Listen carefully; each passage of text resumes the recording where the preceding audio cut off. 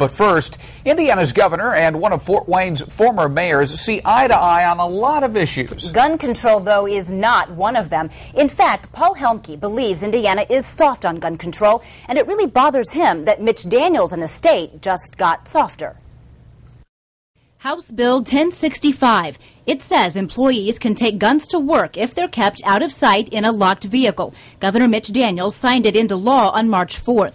But even before that legislation, on February 23rd, the Brady Campaign for Gun Violence released its annual report card on gun control laws. Indiana failed. It's a 100-point scale. The state that scores the best in the country is California at about 73.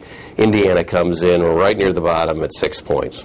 Former Fort Wayne Mayor Paul Helmke heads up the Brady campaign. He's spent decades fighting for tighter restrictions on guns. Having been in Indiana all my life, having dealt with the Indiana legislature, I wasn't surprised, but I'm very disappointed. Helmke says allowing workers to keep guns on company property only opens up the door for problems, but Governor Daniels completely disagrees.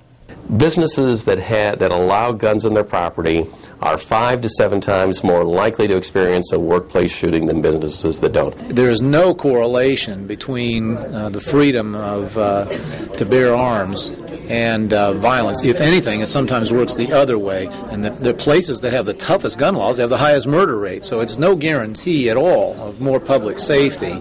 The two don't see eye to eye on the public safety aspect of gun control, nor do they take the same side when it comes to the Second Amendment. We showed Helmke what the governor had to say about that. The employer has some property rights, clearly, about their parking lot.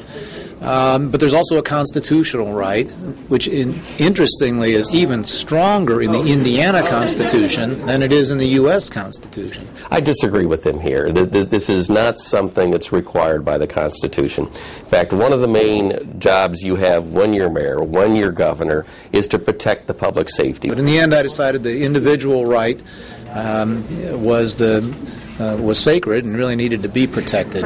I think to trump private property rights, to describe this right to carry a gun around as something sacred is a scary statement to me.